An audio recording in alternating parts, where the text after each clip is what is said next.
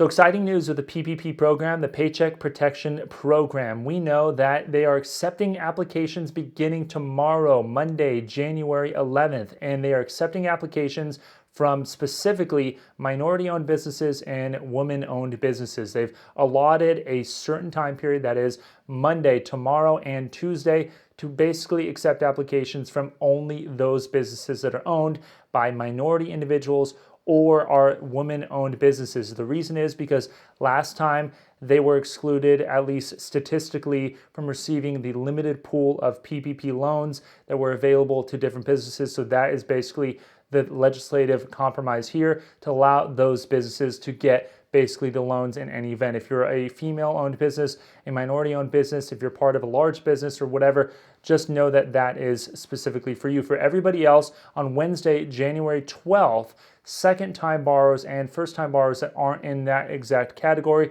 are eligible to submit their applications for the PPP loans. That's very exciting because, again, this is free money. It's basically as good as you can get. Now, here are the key details that you need to know.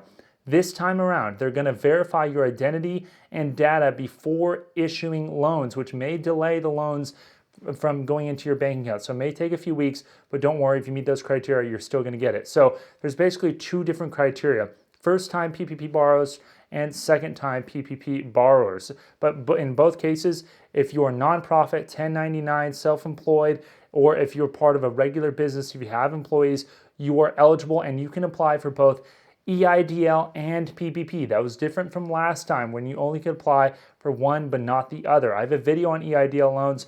We know that there's going to be more information on EIDL loans and grants here in the very near future when the SBA updates their site. I've been saying this for a while. It's going to happen. It's just going to be a little bit of time. Be patient, check out my other videos, and I will tell you the latest as it breaks, so you're going to want to subscribe to the channel. Now, how do you apply for a PPP loan? How exactly do you get the money, and how do you get it into your bank account? That's the key thing. You need to apply through your lender, not the SBA. This is going to be different than, say, the EIDL loan. You're going to apply to your lender, and your lender has to be an SBA qualified lender. That is basically most lenders out there: Chase, Bank of America, Wells Fargo, your local bank. All of those are probably SBA lenders, so contact your lender to apply. Now, the application forms I have in the description. It's very simple. You go to the SBA website. It's only a few pages. It's straightforward. It's deceivingly straightforward. That's the actual little text. That's the application you give to your lender. They're going to ask for additional stuff as well from you, but you're going to apply to your lender. Now, how much money can you get with the PPP loan? You can get up to 2.5 times your monthly average payroll, assuming that all of those people on your payroll don't make more than 100 grand. If they do, then you don't count that. You only count up to 100 grand. So 2.5 times your monthly average payroll. If your payroll is 100 grand a month, you can get $250,000 as a forgivable PPP loan. That's money that you get today and you get forgiven later. It's tax-free. There's no obligation on you to pay it back. It is free money, 2.5 times. Now, if you're a restaurant or a hotel, you can actually get 3.5 times your monthly average payroll. There's a few more details, but that's pretty much the interesting thing. Hotel, business, 3.5 times your monthly average payroll. Now, in order to get it forgiven, you must spend it on certain things. You must spend it on payroll, rent, mortgage interest, utilities, PPE, accounting like back office accounting, cloud computing services, things that help delivery. Basically, those are the categories, things that allow you to operate your business. You can't pay it in dividends, etc., but you can pay it on payroll. That's why it's called a Paycheck Protection Program. So payroll must be 60% of what you spend your PPP funds on.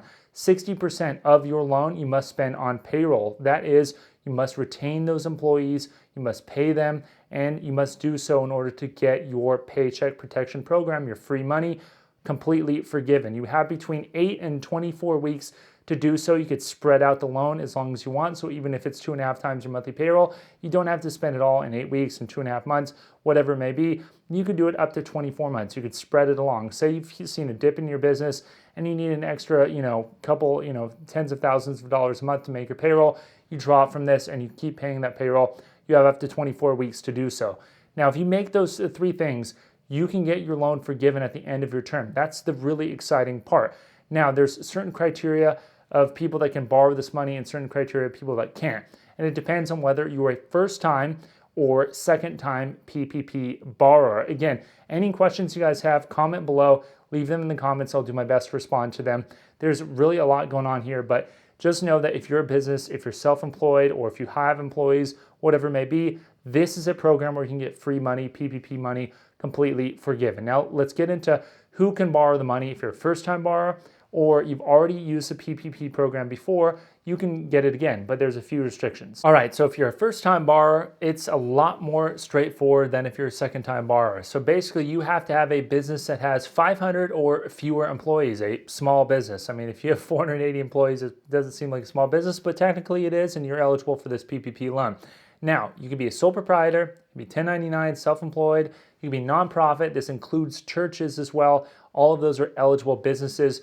There are certain non-eligible businesses. Basically, if you're a lobbyist or you're in, a gambling business, there's restrictions or you can't apply at all. But for most people, you're probably not that. So I'll just skip over that to keep it pretty simple in this video. Now, what must you do in order to qualify for this loan beyond having that? You must state in your application that, quote, current economic uncertainty makes this loan request necessary to support the ongoing operations of the applicant. Now, that's intentionally very broad, and in my opinion, I would say that's almost every single borrower out there, because obviously if you're in business, you need money to, keep your business going. And so it's going to be necessary that you have money funding your business and supporting the ongoing operations. I mean, that's just continuing on. And current economic uncertainty, I mean, come on, there's tons of economic uncertainty. We have no idea what's going to happen. So just know that you're probably eligible. I mean, I've never once heard in all my research and all the companies that I talk to that this is the section that knocks them out of the pool. Never once have I heard that. I mean, we've seen huge companies, Ruth Chris Steakhouse, get loans like this. So don't worry about this. Talk to your banker about it. But again, it's pretty much every business out there. If you have any business at all, you're going to qualify under this. Now, you must also have been in business before February 15th of 2020. So you can't just start a business today and get this loan. You actually had to have this business right before the pandemic happened. The reason is because Congress wants this money to support those businesses that have been affected negatively by the pandemic. Now, those are the key things. There's a few other small things as well, but that's pretty much all it is. Now, I know it's pretty straightforward, so if you have any questions, comment below and I'll do my best to answer them. Now, if you're a second-time borrower of the PPP, what must you do in order to get this loan? It's a little different than the first-time borrowers, but essentially, you can still get this loan if you meet the following criteria. If you can show that your gross receipts fell 25% during a quarter in 2020 as compared to the same quarter in 2019, you can get this loan. So you have a business in quarter two of last year, March to June, your business actually suffered 25% or more in drop in revenue as compared to 2019, March to June, actually it would be April to June. If you compare those two quarters and you see 25% drop in revenue, you qualify, you're eligible. Any business, any quarter in 2020 versus 2019, that is what you need to compare. Quarter over quarter, that's what you need to show. You need to show that you've lost 25% of revenue. Now, you can use your 2020 annual tax returns when you apply to show that drop in revenue. That's a pretty easy thing to show, and you're going to be doing your taxes now anyway. If you're getting a loan for less than $150,000, you don't have to show the revenue drop at all until you apply for forgiveness at a later time for this PPP loan. So you can get the loan now, and you could furnish your evidence at a later time period. So if you're worried that your taxes aren't done right now, or if you're worried that you don't have the data right now, but you'll have it later, just go ahead and apply. If your loan is less than 150 grand, you're going to be able to get this without showing that evidence. Remember, they're going to verify your business identity and other things, so it may still take a little while to get that PPP loan, but just know that you can apply for forgiveness later and show your evidence later if you're getting a loan less than $150,000.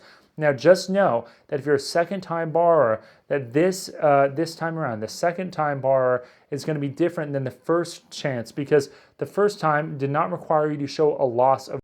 Sorry about that, was cut off there. Honestly, I talk so much, my wife tells me that all the time, but you really don't, it doesn't really hit home until you're recording with the camera and it just shuts off because it's overheated. But anyway, back to the point, those are the key restrictions for your second-time borrowers on the PPP loan.